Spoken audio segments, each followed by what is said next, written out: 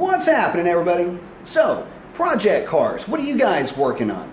I got to thinking about this when I was finishing up the exhaust mods on the Challenger and getting you guys the data on that.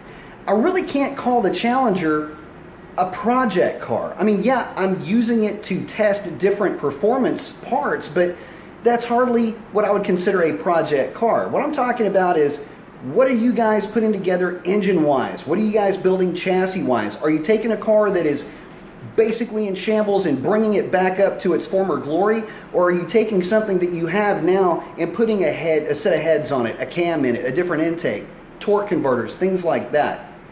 Those are the things I like to hear about. But one of the things that got me to thinking a little bit further about the topic was, at what point have you gone too far with your projects? I know that myself in the past, I'm just like you guys. I mean, when I first got started with this, I had the bigger is better. It has to be better because it's bigger mentality. Put too much cam in an engine, put too much boost on a particular platform. Yeah, and I've paid for that.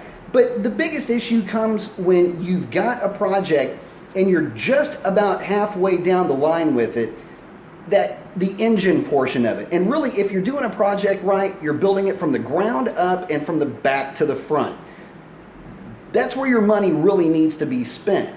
Engines, surprisingly, are fairly easy to swap in and out, especially if you're dealing with something like a mid-century muscle car, but it's the suspension bits. The transmission's got to be able to take whatever you could possibly want to throw at it, and it's got to be able to stop like a modern car should. Basically just be safe. It should be able to steer properly. All of that needs to be sorted out before you put that engine in the car. But that's the thing that powers it. That's what gives it its soul. That engine is the whole reason why you're building this thing in the first place, right?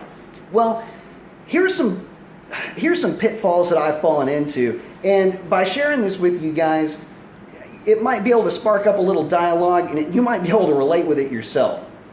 First thing, biggest problem that I've always had when I was younger was too much camshaft and too big of a cylinder head on whatever it was that I was putting together. A younger version of myself wouldn't even have thought twice about putting a 600 lift cam with about 112 degree lobe separation in an LS. I mean, it would have just been the cam that I would have gone with, if not more. That bled into how I put the package together, or what package was put together for my Z06. It was an 04 Z06 with an England Green Mayhem 2 cam, some slight head work, a little bit of work done on the stock LS6 intake manifold. Aside from that, not too different from what you'd find around town. The problem is that package ruined the dynamics of that car. Yeah, it made a ton of power, and it had a top-end rush above 4,500 RPM that was a blast. But below that, under partial throttle circumstances, and this is with a fantastic tune, by the way, the car was just a bit of a dog. It was kind of a turd. And that may be something that some folks can live with. I mean, if you're building something that is going to see quite a bit of drag strip use, yeah, that is probably a good way to go. But the problem is if you try to live with that on a daily basis, you'll find pretty quick that you will be left wanting in a short amount of time. Keep this in mind. Craigslist is littered with guys that are sick of their hot rods. Either the project just could not get off the ground due to finances, or the guys have built something that they soon discover they cannot live with for more than about 6 months.